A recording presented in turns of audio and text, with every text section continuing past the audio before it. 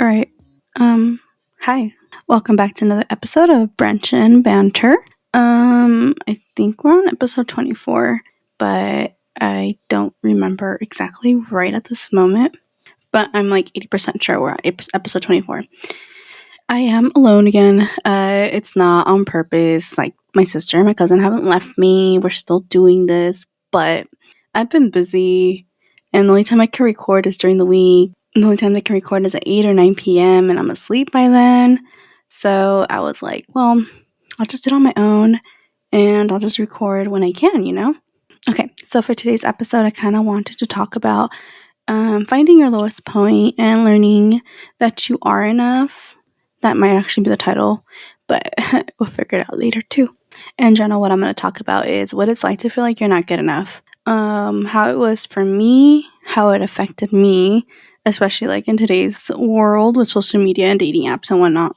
So this next part might be TMI, but I did start, or not start, but I became a lady at a younger age, about 10 or 11, or I think it was 10. So I obviously had a lot of hormones going through my body around that age. So I felt like around that age I was happy at first, and then by like 13 to 15, it was about the time where my emotions felt a little bit more heavy.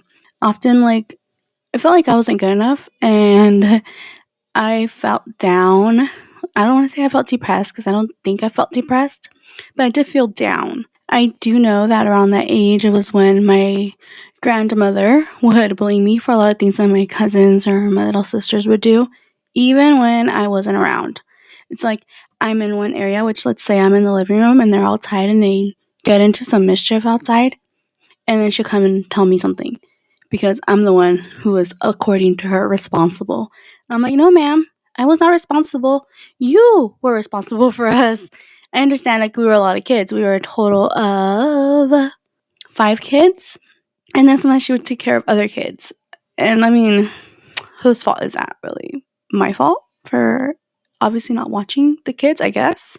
I don't think I was to blame, but I don't know. It was just kind of like a lot of going on hormonally. I was becoming a teenager. Everything was just happening at once. And on top of that, in the culture, or more like in just my family, when something would happen and you would start crying, people would just be like, "Well, why are you crying? Like, nobody hit you. You shouldn't be crying." So it made me feel like I needed to suppress my feelings. I didn't talk about what I was going through. And I don't think I ever really told anybody. I might have mentioned it like later on in life. I really don't remember. But I do know that I felt like I wanted to give up in life. I know I would feel a lot of anger. I would like, this sounds demonical, I know, but I would get a little stuffed pillow. It was like a little heart pillow. I would grab scissors and I would stab my heart pillow because, heart symbolizes love, and I felt unloved. So to me, I was taking it out on that pillow rather than talking about it, which I should have done, but I felt like I couldn't talk about it because our parents never talked about emotions or feelings or anything like that, just because they didn't get raised like that. So to me, it was kind of like, since they didn't get raised like that, like, that means that they're not going to raise their kids like that. So it just felt like a lot to handle at that age. And this kind of led me to how I am now as a person. I usually will like accept stuff as it is now rather than letting it affect me. I try not to concentrate on the bad stuff or like things that I can't control. But I do think that took some time. I think, when was that age? Probably like around like my late 20s was when I realized all this information. When I realized I can't really get mad at things I can't control. Like, if somebody does something, it's out of my own control. There's nothing I could do about it. You can't make people behave how you want them to behave, just like people can't make you behave how they want you to behave. So there's no point in me getting mad or agitated. I'm sure, like, if somebody did something to me, like if somebody cheated on me, of course I'm gonna get mad, but I just won't let it affect me as much. I'd rather just walk away and have a new start than sit there and dwell on the fact that somebody did that to me. That might also have to do with the fact that at the age of, I think it was like 21 or 22, I did get cheated on, and it was hard and it was very, very emotional, and I wouldn't want anybody else to go through that. But at the same time, I also realized my own self-worth. I knew that just because that person did those actions and took those steps does not mean that I was worthless or that I wasn't enough. And it took me a moment to realize that. I think I didn't realize that until, at least again, until my late 20s. Because I know I took that person back, and like I did other people. I never really realized that it's not always nice of how people treat you, and you can control letting others treat you that way, in a sense. So you can take yourself out of that situation. Like set your boundaries and tell people, you know what, I don't appreciate you treating me this way, and if you keep doing this, I'm not going to stand here and look pretty at your side. I'm out. Peace. Bye. Sayonara. See ya. Honestly, like before I met the person I'm with right now, I was kind of tired of the dating life. I was like, honestly, I was ready and set to just be by myself. I hate the dating life. I hate dating culture. I hate how it is now. It is so not worth it, honestly. I would go through times where I would have all the dating apps, the Tinder, Plenty of Fish, all that stuff. And I would leave it on my phone for about a month. I would get so tired of it. And then I would delete it because I was tired. And it's annoying. And you see the same people over and over again. It's always people who like rate you on your pictures or rather than your personality. They don't read your bio. Honestly, that can affect your self-esteem so much. And that's why I would delete them, because I didn't want to feel like I wasn't good enough. And I'm pretty sure the women do this too, but it was because of the man I found on there. I didn't like them, and I didn't like how they made me feel. You get judged on how you look in a picture, and they swipe through your pictures, and they're like, "Oh, she's cute. Okay, I'll talk to her." But they don't actually read your bio. They don't do all that. Like I want to say on my Tinder, I had pictures of me lifting or videos of me lifting. I can't remember. And I would write on there, I'm here for a relationship. I'm here for this reason. Like, please don't hit me up if all you want is a hit and quit it. Like, that's not my game. I don't want that. And you don't know how many people would hit me up asking for the exact thing that I said, do not hit me up about. And I just, like, why am I going to take time to write a bio if nobody's going to read it? Like, what's the point? It just made me so agitated and so annoyed that I would delete them. And, and then I would be bored. So then I would re-add them. But, like, it's so hard to date with social media and dating apps. It's so hard to date in person because it's hard to meet people, honestly. It's really hard.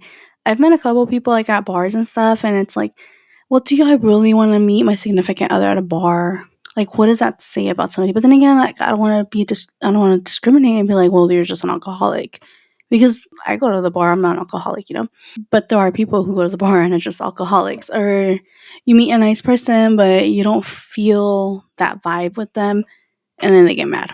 And that's another thing I hate about dating too. People who get mad. I know this is supposed to be about feeling down and your lowest point, but now we're talking about dating. I got on a tangent. I'm sorry, guys. But let's go back. Dating apps can make you feel like you're not good enough. And I don't want anybody else to feel that way. So honestly, if you feel like your dating app is making you feel a little down, delete it. It's not worth it. Delete it. Because, like, at the end of the day, so many people are dishonest on there. They pretend that they want something serious, or they're not straight up with you about what they want. And then they say they want to hang out. No, none of that. Take me on a date. Get to know me, They make you feel like an object, and you're not an object, you're a person. And, like, all of this kind of just makes you numb. And being numb rather than expressing, let's just say it's not good. And it doesn't always mean that you're healing. So sometimes you have to think, like, are you detached or are you genuinely at peace? Is there an emotional shift? Are you feeling everything to feeling nothing as protection? Is this helpful? Is this hurting? Like, there's a lot of things that goes down when you're feeling numb. And the last thing you want to do is just feel numb. You have to deal with your emotions. You have to deal with what you're feeling. Like I said, I don't let things that are out of my control affect me as much, because there's nothing I can physically do about it. So why am I going to let it affect me? And if you're feeling numb, honestly, you need to, like, think about what caused you to feel numb. Are you just protecting your heart? Are you just protecting your self-esteem? Like, what are you protecting?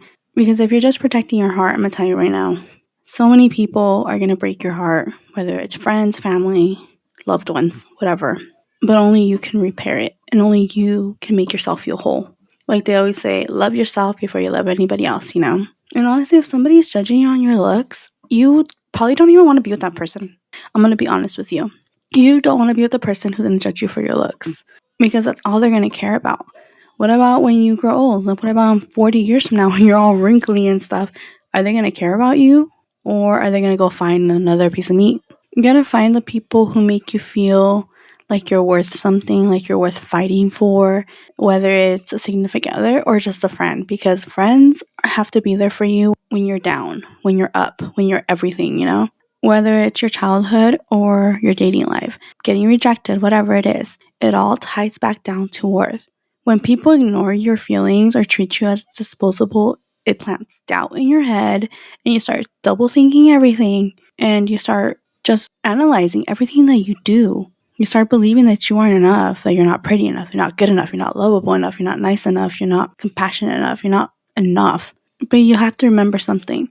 Your worth doesn't depend on others' behaviors. Your worth depends on how you value yourself. So if you think you are worth finding this amazing person who's going to value you, who's going to take care of you, who's going to, well, you really don't need anybody to take care of you, but you know, maybe when you're old, who's going to take care of you through your old life, you know, you're going to find somebody who's going to value who you are right now as a person, as this person listening to me right now. And when you find that person, don't let them go. And I'm not, when you find that person, you know, love them back. Show them how much they mean to you. Show them that they are enough for you. Like, all of these things are patterns. Being blamed as a kid for, like, in my background, being blamed as a kid, as an adult being ghosted, because I was ghosted a couple times. And I mean, I'm not gonna sit here and say I've never ghosted anybody. I've ghosted people. And I mean, maybe they had it coming, maybe they didn't. I mean, I don't know. But like, we've all done that. But being ghosted as an adult, back to what I was talking about, you know, like being blamed as a kid, being ghosted as an adult, being judged on your looks, they may seem like they're separate, but they all reinforce the same internal belief: I'm not enough. And the goal is to unpack that and challenge it. Show yourself that you are enough. Show yourself that these people are the ones who are not enough. These people are the problem. Sometimes. Sometimes it's you. No, but seriously, like, if somebody is making you feel like you're not enough, you need to challenge that feeling. And you need to be like, you know what? Maybe it's this person who's feeling this. Maybe they're the ones who feel like they're not enough and they're laying that on me and making it relate to you. You have to push that away. You have to reevaluate that relationship with that person and see if it's even worth it to keep them. Sometimes it's not. And look, at some point in my life, I did realize that a lot of the pain that I was carrying from family dynamics to bad dating experiences, it was all feeding the same lie, that I wasn't enough. You know, being blamed unfairly, I'm always a problem. Being emotionally neglected, my feelings don't matter. Being rejected in my dating life, I'm not attractive or lovable enough. Situationships, because let's say situationships are something else. I freaking hate situationships. Like, just tell me what you want, bro. Like, do you want my friendship or do you want my relationship? What do you want? That's it. Those are the only two options. And that makes you feel like you're not worth the commitment. And now we have commitment issues. And it's all just big emotions. All these emotions that are coming from this. Like, all these little moments, they all whisper the same thing until eventually I started to believe it. And I did start to believe it. I started to believe that I had commitment issues because I couldn't commit. And it took me a long time to really unpack that and finally found somebody who wanted to commit to me and I wanted to commit to them. And it was just like, oh, so this is what this feels like. So this is what it feels like to have somebody committed to you. Somebody who thinks I am attractive, I'm lovable, somebody who values my feelings, somebody who doesn't think I'm a problem. And let me tell you, the moment you find that person, it just makes your life a lot easier. If you're with somebody and they're not making your life easier, why are you with them? Honestly, why are you with them? I'm not saying go break up with your significant other or go pick a fight with somebody. Honestly, tell yourself, why are you with this person? I don't think a relationship should make your life harder. Honestly, it should help ease your life. Like, I've told my boyfriend so many times, oh, I want to do this, I want to do that, I want to do this, whatever. And you know what he tells me? Go for it. You should. I believe in you. And that is a real partner. So I want to ask you guys a question. Who decided that you aren't enough? Who made that the truth? And why are you agreeing with it?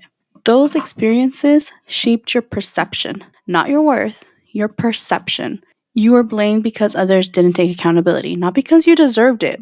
You were ghosted or judged because of their issues, not because you lacked value. You weren't too emotional. Just weren't safe to be honest.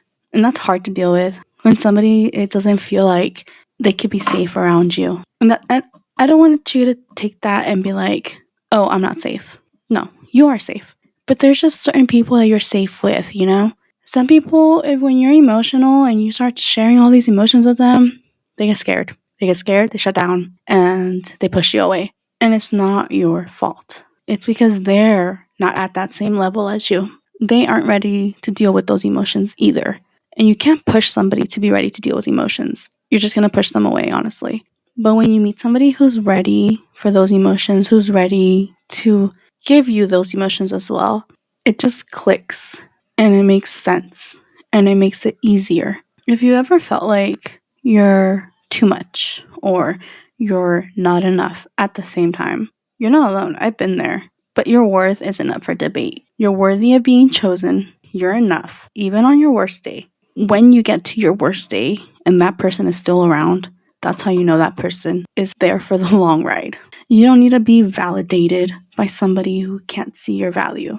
Why would you be with somebody who can't see your value? Don't stoop down to their level or don't be complacent. Find somebody who can see your value. Somebody who knows that you are enough. Somebody who wants to choose you. So I do want to say, like, it's okay if you feel low. We all feel low at some point in our lives. But you're not meant to stay there. Honestly, go through those low points. And I don't want you guys to be like, oh my God, you want me to go to depression? No, I don't want you to do that. But you need to feel all those emotions. You need to be able to get through it and not just cover it up. Because if you don't go through it and you just cover it up, that's just a tendency that's going to come up again and again and again. And who knows, you might be the person who is now going to make somebody else feel like they're not enough. And you don't want to do that. You don't want to bring somebody to that same level that you're at. Or you don't want to be the cause of doing that to somebody. Feeling emotions doesn't make you weak. Suppressing them doesn't make you strong. So feel your emotions, you know? You know, it's good to feel your emotions. It means that you're a strong person. So all those men out there who like to hide their emotions, just so you know, us ladies love it when a man is emotional. Because my man is emotional and I love it. I'm not saying I'm happy when he's sad. No, I'm not. But it makes our relationship stronger. I can share my sadness with him, or when I'm feeling down, I can share that with him. And he can do the same thing to me. And it just makes our relationship a lot stronger, more valuable, you know? So now, when those emotions come up, when you start to question if you're enough, pause and ask, is this my voice? Or is this something I've been taught to believe? And that's where your healing starts. Thank you so much for listening, guys. I know it's a short episode. They're going to be short episodes for a minute until I can record with my sister and my cousin. But I want to invite you guys to share this experience with somebody else too. Somebody who you know needs to hear this, and share your own experience with me too. I will list our email and our Instagram and our TikTok down below, so you guys know where to reach me at.